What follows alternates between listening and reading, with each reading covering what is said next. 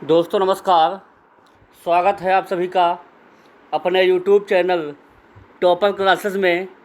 देखेंगे हम आज सक्षमता परीक्षा जो आगामी प्रस्तावित है 3.0, उसमें जो हिंदी भाषा आपकी पूछी जाने वाली है और जो परीक्षा में पूछे गए सवाल हैं उनमें से कुछ मैं सवालों को कलेक्ट किया हूँ जो बेहद ही महत्वपूर्ण हैं। एक बार ज़रूर देखिएगा।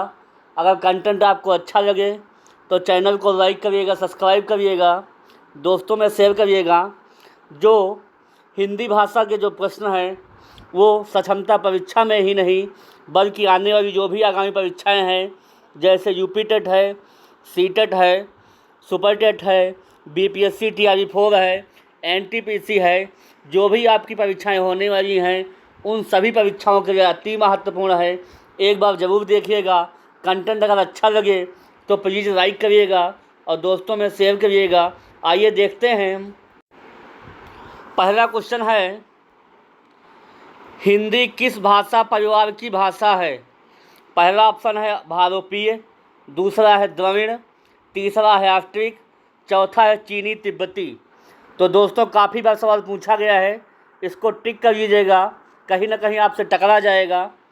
तो जो हिंदी भाषा जो है वो भारोपीय परिवार की भाषा है, इसलिए ऑप्शन नंबर इसका ए सही जवाब हो जाएगा। किस भाषा परिवार की भाषा है? तो आप लोग याद रखिएगा, भारोपीय परिवार की भाषा है। ये कई बार परीक्षाओं में क्वेश्चन पूछा गया है, इसलिए आप लोग याद रखिएगा। आगे है चलते दोस्तों हैं। अगला क्वेश्चन है, हिंदी की विशिष्ट बोली ब्रजभाषा किस रूप में सबसे अधिक प्रसिद्ध है? पहला ऑप्शन है राजभाषा, दूसरा है तकनीकी भाषा, तीसरा है राष्ट्रभाषा और चौथा है काव्य भाषा। दोस्तों ध्यान दीजिएगा गुरुजी, जो हिंदी की जो विशिष्ट बोली ब्रजभाषा है उसमें से जो सबसे अधिक प्रसिद्ध है वो प्रसिद्ध है काव्य भाषा। ऑप्शन नंबर इसका डी सही जवाब हो जाएगा। कौन सी भाषा प्रसिद्ध है? काव्य भाषा। समझ में आ गया होगा दोस्तों। अगले क्वेश्चन पे चलते हैं। अगला क्वेश्चन है, निम्न में से कौन सी भाषा संस्कृत भाषा की अपभ्रंश है? पहला है खड़ी बोली, दूसरा है ब्रज बोली, तीसरा है अवधी और चौथा है पाली। तो दोस्तों याद रखिएगा, संस्कृत भाषा की अपभ्रंश है वो है ऑप्शन नंबर डी, पाली इसका सही जवाब हो जाएगा। समझ में दोस्तों आ गया होगा। अगले क्वेश्चन पे चलते हैं दोस्तों। अगला क्वेश्चन है, हिंदी भाषा किस लिपि में लिखी जाती है? पहला ऑप्शन है गुरुमुखी, दूसरा है ब्राह्मी, तीसरा है देवनागरी और चौथा है सौराष्ट्री। तो जो दोस्तों जो हिंदी भाषा है वो आपकी देवनागरी लिपि में लिखी जाती है, इसका ऑप्शन नंबर तीसरा सही जवाब हो जाएगा। कौन सा हो जाएगा? देवनागरी इसका सही जवाब हो जाएगा। अगले क्वेश्चन पे दोस्तों चलते हैं। अगला क्वेश्चन है, देखिए अगर आपको क्वेश्चन अच्छे लग रहे हों तो प्लीज़ आप लोग चैनल को लाइक करिएगा और देखना ना भूलें, बेहद ही इम्पॉर्टेंट है। चैनल से जुड़े रहेंगे तो कुछ न कुछ आप यहाँ से लेकर जाएंगे, ये वादा रहा हमारा। अगला क्वेश्चन है, भारतीय संविधान में किस अनुच्छेदों में राजभाषा संबंधी प्रावधान का उल्लेख है? पहला ऑप्शन है 343 से 351 तक, दूसरा है 434 से 315 तक, तीसरा है 443 से 135 तक और चौथा है 334 से 153 तक। तो दोस्तों हिंदी जो भाषा है वो राजभाषा है किस अनुच्छेद में? तो आप लोग इसको याद रखिएगा, 343 से 351 तक क्या है हिंदी भाषा का जिक्र किया गया। ऑप्शन नंबर इसका ए सही जवाब हो जाएगा। समझ में दोस्तों आ गया होगा। अगले क्वेश्चन पे चलते हैं। अगला क्वेश्चन है, भारतीय संविधान की 8वीं अनुसूची में शामिल भाषाओं की संख्या है। देखिए गुरुजी, ये पॉलिटी का सवाल है मगर हिंदी में टच कर गया है। अगर पूछा जाए कुल अनुसूची कितनी है हिंदी पॉजिटिव में, तो याद रखिएगा 12 अनुसूचियों का जिक्र किया गया है। उसमें से 8वीं जो है, 8वीं अनुसूची भाषा से संबंधित है। याद रखिएगा आप लोग। तो कहा गया है 8वीं अनुसूची में कितनी भाषाओं का जिक्र किया गया है। पहला ऑप्शन है 14, दूसरा है 15, तीसरा है 18 और 14 है 22। तो याद रखिएगा 8वीं अनुसूची में 22 भाषाओं का जिक्र किया गया है। इसका ऑप्शन नंबर चौथा सही जवाब हो जाएगा। ठीक है, अगले क्वेश्चन पे दोस्तों चलते हैं। अगला क्वेश्चन है, ये भी काफ़ी बार सवाल पूछा गया है, टिक कर लीजिएगा। हिंदी दिवस किस दिन मनाया जाता है। पहला ऑप्शन है 11 जून, दूसरा है 14 सितंबर, तीसरा 28 सितंबर और चौथा है 10 अक्टूबर। तो दोस्तों आप लोग याद रखिएगा, हिंदी दिवस की बात कर रहा है तो आप लोग सीधे 14 सितंबर को आप लोग टिक कर दीजिएगा। ऑप्शन नंबर का बी सही जवाब हो जाएगा। अगले क्वेश्चन पे दोस्तों चलते हैं, देखते हैं। अगला क्वेश्चन है, भाषा की सबसे छोटी इकाई है। पहला ऑप्शन है शब्द, दूसरा है व्यंजन, तीसरा है स्वर और चौथा है वर्ण। तो दोस्तों अब कहा जाए कि भाषा की सबसे छोटी इकाई क्या है, तो आप लोग याद रखिएगा वो है वर्ण। क्या है? वर्ण। ऑप्शन नंबर का डी सही जवाब हो जाएगा। समझ में दोस्तों आ गया होगा। स्वर के होते हैं आ से आहा तक, जो होते हैं स्वर होते हैं। क्या होते हैं? आहा तक। व्यंजन का से ज्ञा तक होते हैं, याद रखिएगा। और जो अगर वर्ण मिल जाए आपस में तो शब्द का निर्माण हो जाता है। अगले क्वेश्चन पे दोस्तों चलते हैं। अगला क्वेश्चन है, ये भी काफ़ी बार सवाल पूछा गया है। सवाल को टिक कर लीजिएगा, कहीं ना कहीं टकरा जाएगा। वर्णमाला कहते हैं। पहला ऑप्शन है शब्दों के समूह को, दूसरा है वर्णों के संकलन को, तीसरा है शब्द गणना को और चौथा है वर्णों के व्यवस्थित समूह को। तो दोस्तों याद रखिएगा, जो वर्णों के व्यवस्थित समूह को हम लोग क्या कहते हैं, ऑप्शन इसका डी सही जवाब हो जाएगा। वर्णों के व्यवस्थित समूह को हम लोग क्या कहते हैं? वर्णमाला कहते हैं। इसलिए ऑप्शन नंबर का डी सही जवाब हो जाएगा। अगले क्वेश्चन पे दोस्तों चलते हैं। अगला क्वेश्चन है, निम्न में से कंठ ध्वनियाँ कौन सी हैं? पहला ऑप्शन है का और खाओ, दूसरा है या रा, तीसरा है चाओ जाओ और चौथा है टाणा। तो दोस्तों कंठ ध्वनियाँ की बात कर रहा है। कंठ में भी आ जाएंगे का वर्ग। जहाँ भी आपको का वर्ग मिल जाएगा फटाक से कंठ में चले जाइएगा।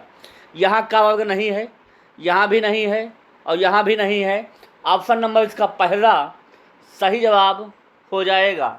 का और खा जो है इसकी कंठ ध्वनियों की से निकलती हैं, कंठ से, इसलिए ऑप्शन नंबर इसका ए सही जवाब हो जाएगा। अगले क्वेश्चन पे दोस्तों चलते हैं। अगला क्वेश्चन है, तालव्य सा, मूर्धन्य सा, दंती सा और कंठहा कौन से व्यंजन कहलाते हैं? पहला है प्रकम्बी, दूसरा स्पर्शी, तीसरा है संघर्षी और चौथा स्पर्श संघर्षी। तो दोस्तों आप लोग याद रखिएगा, तीसरा कौन सा हो जाएगा? स्पर्श संघर्षी हो जाएगा। कौन सा हो जाएगा?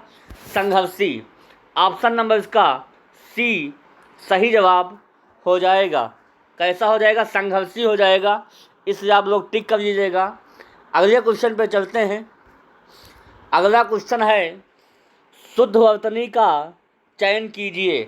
पहला ऑप्शन है अन्वेषण, दूसरा है अन्वेषण, तीसरा है अन्वेषण और चौथा है अन्वेषण। तो दोस्तों अगर सही पूछा जाए कि अन्वेषण कैसे लिखा जाएगा, तो आ अवाधा ना व पर एक ही मात्रा सावणा वे अन्वेषण ऐसे जो है लिखा जाता है। ये काफ़ी बार सवाल पूछा गया है, इसलिए आप लोग इसको मत भूलिएगा। पहला इसका सही जवाब हो जाएगा। ठीक है, अगले क्वेश्चन पे चलते हैं दोस्तों। अगला क्वेश्चन है, शुद्ध वर्तनी का चयन कीजिए। पहला ऑप्शन है तरुण, दूसरा है तरुण, तीसरा है तरुण और चौथा है तरुण। तो दोस्तों आप लोगों को जानकारी होना चाहिए कि जो तरुण है कैसे लिखा जाएगा। जो तरुण है ऐसे लिखा जाएगा तरुण। इसलिए ऑप्शन नंबर इसका पहला सही जवाब हो जाएगा। ये भी काफ़ी बार सवाल पूछा गया है, एग्ज़ाम की डेट से इम्पॉर्टेंट है, टिक कर लीजिएगा आप लोग। अगले क्वेश्चन पे दोस्तों चलते हैं। अगला क्वेश्चन है, उपसर्ग का प्रयोग होता है, पहला ऑप्शन है शब्द के आदि में, दूसरा है शब्द के मध्य में, तीसरा है शब्द के अंत में, और चौथा इनमें से कोई नहीं। तो आप लोग याद रखिएगा, जो उपसर्ग का जो प्रयोग होता है वो शब्द के आदि में होता है। आदि का मतलब होता है प्रारंभ में, आदि का मतलब काहे में होता है? प्रारंभ में। इसलिए आप लोग उपसर्ग का जो प्रयोग है शब्द के आदि में करेंगे, इसलिए ऑप्शन नंबर इसका पहला सही जवाब हो जाएगा। अगर शब्द में अंत में कहेगा तो आप लोग याद रखिएगा, अगर शब्द के अंत में कहेगा तो प्रत्यय लगाते हैं। क्या लगाते हैं? प्रत्यय। आप लोग टिक याद रखिएगा, शब्द के मध्य से कोई इसका लेना देना नहीं है, इसलिए इसका ऑप्शन जो है पहला सही जवाब हो जाएगा। अगले क्वेश्चन पे दोस्तों चलते हैं। अगला क्वेश्चन है, गमन शब्द को विपर्यार्थक बनाने के लिए आप किस उपसर्ग का प्रयोग करेंगे? पहला ऑप्शन है उप, दूसरा है आ, तीसरा है प्रति और चौथा है अनु। देखिएगा हम कैसे लगाते हैं शब्दों में। अब गमन इसमें अगर लगा देंगे हम लोग तो क्या बन जाएगा? उपगमन। क्या बन जाएगा? उपगमन। ध्यान दीजिएगा गुरु जी, अगर इसमें लगा देंगे गमन में आ जोड़ के तो क्या बन जाएगा? आगमन बन जाएगा। क्या बन जाएगा? आगमन। अगर इसमें लगा देंगे प्रति में गमन तो क्या बन जाएगा? प्रतिगमन। क्या बन जाएगा? प्रतिगमन। और अगर अनु में लगा देंगे तो अनुगमन हो जाएगा। क्या हो जाएगा? अनुगमन। तो गमन का विपरीतार्थक क्या हो जाएगा? गमन का जो विपरीतार्थक हो जाएगा अनुगमन हो जाएगा। आ लगा देंगे इसमें, क्या हो जाएगा? आ। ऑप्शन नंबर इसका दूसरा सही जवाब हो जाएगा। गमन माने होता है चले जाना, आगमन माने होता है आइए। क्या हो जाएगा? आना। आगमन माने होता वो आ रहे हैं, मतलब आगमन उनका हो रहा है। अब गमन माने होता चले जाना। समझ में दोस्तों आ गया होगा। अगले क्वेश्चन पे चलते हैं। अगला क्वेश्चन है, लेखक शब्द के अंत में कौन सा प्रत्यय लगा हुआ है? ध्यान दीजिए गुरु जी, लेखक शब्द के अंत में प्रत्यय की बात कर रहा है तो याद रखिए प्रत्यय होते हैं वो शब्द के अंत में लगते हैं। अभी हमने इसका जिक्र किया हूँ, कहाँ लगते हैं? शब्द के अंत में। तो लेखक शब्द है, कौन सा शब्द है? लेखक। और लेखक में कौन सा प्रत्यय आना चाहिए? अक। कौन सा आना चाहिए? अक प्रत्यय आना चाहिए। का नहीं होगा, इक भी नहीं होगा, आक भी नहीं होगा। इसका ऑप्शन नंबर चौथा सही जवाब हो जाएगा। कौन सा हो जाएगा? अक। समझ में दोस्तों आ गया होगा। अगले क्वेश्चन पे चलते हैं, देखते हैं क्या होता है। अगला क्वेश्चन है, प्रतिकूल शब्द में कौन सा उपसर्ग प्रयुक्त है? ध्यान दीजिए गुरु जी, प्रतिकूल। अब आ गया है बात उपसर्ग की।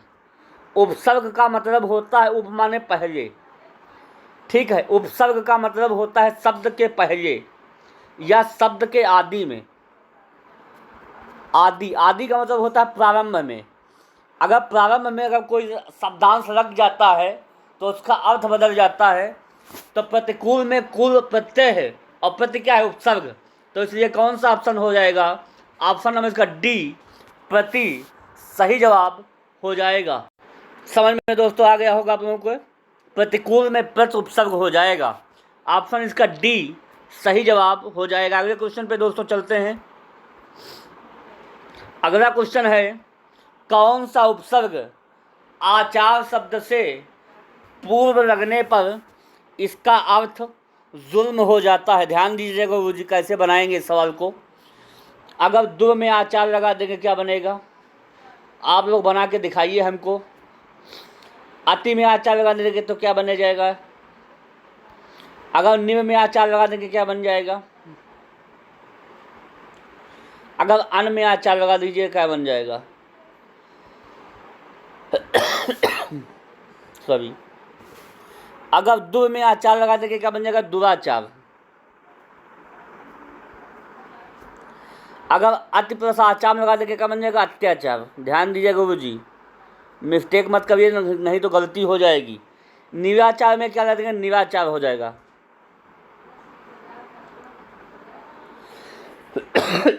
अनाचार क्या हो जाएगा, अत्याचार। क्या हो जाएगा, अनाचार का अनाचार। ध्यान दीजिए गुरु जी। तो अति प्लस आचार में अगर जोड़ दिया जाए तो आचार का जो विलोम हो जाएगा जुल्म। जुल्म इनमें से किस शब्द का अर्थ जुल्म होगा, दुराचार का नहीं होना चाहिए। अत्याचार का हो जाएगा, निराचार का भी नहीं होगा और अनाचार का भी नहीं होगा। इसमें से कौन सा लगा दिया जाएगा, आचार शब्द से पूर्व कि जो जुल्म हो जाएगा, तो आप लोग याद रखिएगा अति शब्द लगा देंगे और अति प्लस आचार मिलकर क्या बन जाएगा, अत्याचार। इसलिए ऑप्शन नंबर इसका दूसरा सही जवाब हो जाएगा। अगले क्वेश्चन पे दोस्तों चलते हैं। अगला क्वेश्चन है, इनमें से कौन सा शब्द समूह वाचक प्रत्यय नहीं है। कहने का मतलब ये है कि समूहवाचक प्रत्यय नहीं है। देखिए लोग में कौन सा प्रत्यय हो जाएगा, समूहवाचक, इसलिए ऑप्शन नंबर इसका पहला नहीं होना चाहिए। गण में यह भी एक प्रकार का समूह है, इसलिए ये भी ऑप्शन में नहीं होना चाहिए। वर्ग में भी एक समूह है, इसलिए वर्ग में भी ऑप्शन नहीं होना चाहिए। कौन सा हो जाएगा जिसमें समूह का बोध नहीं हो रहा है, तो आप लोग याद रखिएगा जो प्रेस है, प्रेस वो आपका समूह नहीं है, इसलिए ये जो है ऑप्शन आपका सही हो जाएगा। ऑप्शन नंबर डी, ये प्रेस जो है समूहवाचक में नहीं आता है और लोग, गण और वर्ग जो है समूहवाचक प्रत्यय में आते हैं, इसलिए ऑप्शन नंबर इसका डी सही जवाब हो जाएगा। अगले क्वेश्चन पे दोस्तों देखते हैं क्या होता है। अगला क्वेश्चन है, निम्न में से किस शब्द में प्रत्यय लगा हुआ है। पहला शब्द है सागर, दूसरा है नगर, तीसरा है अगर मगर और चौथा है जादूगर। तो दोस्तों आप लोग याद रखिएगा कि प्रत्यय शब्द वे होते हैं जिनके शब्द के अंत में लगते हैं। कहाँ लगते हैं गुरुजी, शब्द के अंत में। याद रखिएगा प्रत्यय की परिभाषा पूछी जा सकती है कि शब्द के अंत में लगते हैं उन्हें क्या कहते हैं, तो आप लोग याद रखिएगा प्रत्यय। सागर में कोई भी प्रत्यय नहीं लगा हुआ है, हटाइए इसको। नगर में भी नहीं लगा है, इसको भी हटाइए। अगर मगर में भी कोई जिक्र नहीं निकल रहा है, इसको भी हटाइए। और चौथा ऑप्शन बचा है जादूगर। जादू और प्लस गर दो शब्दों से मिलकर बन रहा है, दो शब्दांश से जादू प्लस गर जादूगर हो जाएगा। तो इसका प्रत्यय क्या हो जाएगा, गर। क्या हो जाएगा, गर। ऑप्शन नंबर इसका डी सही जवाब हो जाएगा। जैसे आप लोगों को कंपटीशन में क्वेश्चन नहीं आ रहा है, अगर आपको एलिमिनेट करना क्वेश्चन को आ गया तो आपको कंपटीशन की ट्रिक पकड़ लेंगे, क्वेश्चन आपका सही हो जाएगा। एलिमिनेशन रूल आपको आना चाहिए कि हम ऑप्शन को एलिमिनेट कैसे करें, कैसे हम सही जवाब तक पहुँचें, वहाँ तक आपको सोचना है। ठीक है, अगले क्वेश्चन पे दोस्तों चलते हैं। देखिए ज़रूरी नहीं आपको सब आता हो।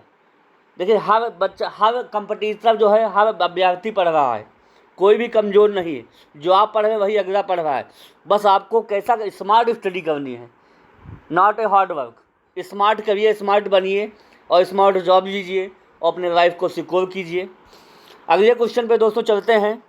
निम्न में से उपसर्ग रहित शब्द है। कहने का मतलब है इसमें किस शब्द में उपसर्ग नहीं है। सुउपसर्ग, सुयोग में सुउपसर्ग है, इसलिए ऑप्शन नहीं होना चाहिए। विदेश में वी उपसर्ग है। क्या है वी?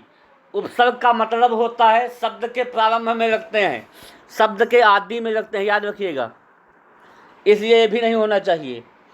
अत्यधिक में क्या है, उपसर्ग हो जाएगा अति, इसलिए ये भी सवाल ऑप्शन इसका नहीं होना चाहिए।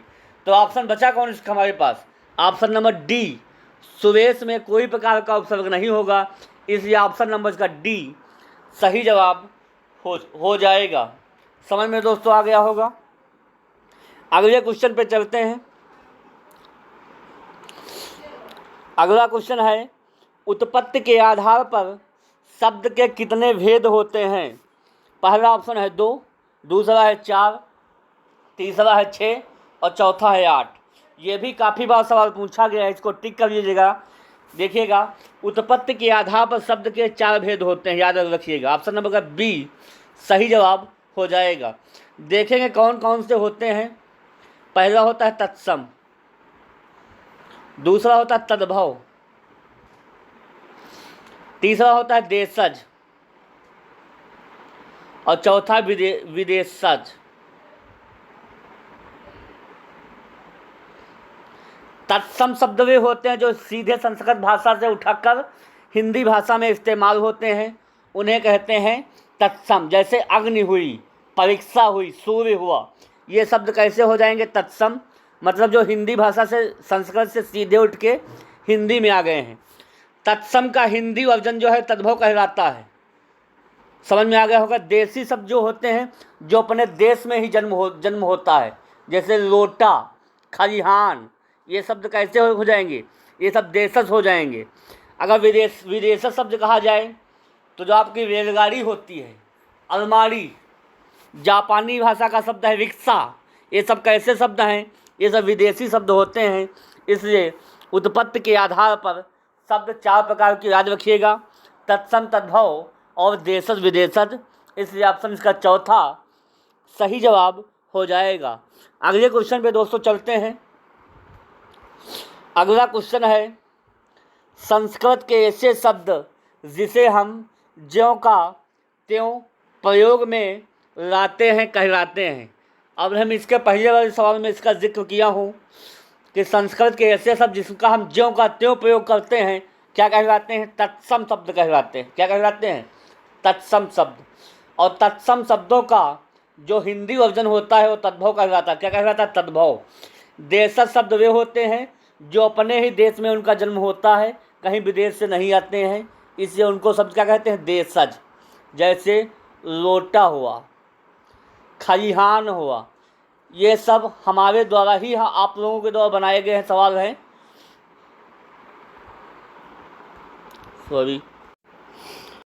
सॉरी कुछ इशू हो गया था, इस कारण में क्लास को मोड़ना पड़ा। देखते हैं तो संस्कृत के ऐसे शब्द जो हम ज्यों का त्यों इस्तेमाल करते हैं क्या कहलाते हैं, तत्सम शब्द कहलाते हैं। ठीक है, आपको जानकारी हो गया होगा, तत्सम शब्द कहलाते हैं। और तत्सम का हिंदी वर्जन तद्भव कहलाता है। देशज शब्द हमारे देश में ही बनते हैं और विदेशी शब्द जो विदेशों से इस्तेमाल होते हैं, जैसे रेलगाड़ी हुआ, रिक्शा हुआ। ठीक है, ये शब्द क्या कहलाते हैं, ये सब डॉक्टर हुआ, ये सब क्या कहलाते हैं, ये सब विदेशी शब्द हैं। क्या हैं, विदेशी शब्द। अगले क्वेश्चन पे दोस्तों चलते हैं। अगला क्वेश्चन है परीक्षा शब्द निम्न वर्गों में से किस वर्ग में आता है। परीक्षा, पहला ऑप्शन है तत्सम, दूसरा है तद्भव, तीसरा है देशज और चौथा विदेशज। तो दोस्तों जो परीक्षा शब्द है वो कैसा शब्द हो जाएगा गुरुजी, तत्सम शब्द हो जाएगा। इसका ऑप्शन नंबर पहला सही जवाब हो जाएगा। समझ में दोस्तों आ गया होगा। अगले क्वेश्चन पे चलते हैं। यह इस सेशन का अंतिम सवाल होगा दोस्तों। अगर कंटेंट आपको अच्छा लगा हो तो चैनल से जुड़िएगा, अपने कंपटीशन को मजबूत करिएगा। अंतिम सवाल है इस सेशन का, निम्न में से कौन सा शब्द देशज है। पहला है अग्नि, दूसरा है प्रार्थना, तीसरा है खेत और चौथा है लोटा। ये अग्नि और प्रार्थना कैसे शब्द हैं, ये शब्द है तत्सम। अगर खेत पूछा जाए तो ये भी तद्भव शब्द है। यहाँ पे लोटा जो आया है आपका शब्द है, ये हो जाएगा आपका देशज शब्द है। इसका ऑप्शन नंबर डी सही जवाब हो जाएगा। समझ में दोस्तों आ गया होगा आप लोगों को। तो ये छोटा सा प्रयास दोस्तों कैसा लगा। ये प्रश्नों की श्रृंखला 25 क्वेश्चनों की श्रृंखला समाप्त होती है। ये आपको छोटा सा प्रयास कैसा लगा। चैनल को देख के छोटे मत घबराइएगा दोस्तों, ये भी एक ना एक दिन कमाल करके दिखाएगा। आप लोग चैनल से जुड़िएगा, परीक्षा को मजबूत बनाइएगा और अपने सपने को साकार करिएगा। इसी के साथ आज की क्लास को विराम देता हूँ, फिर अगली क्लास में मिलूँगा। तब तक के लिए धन्यवाद। Okay, thank you.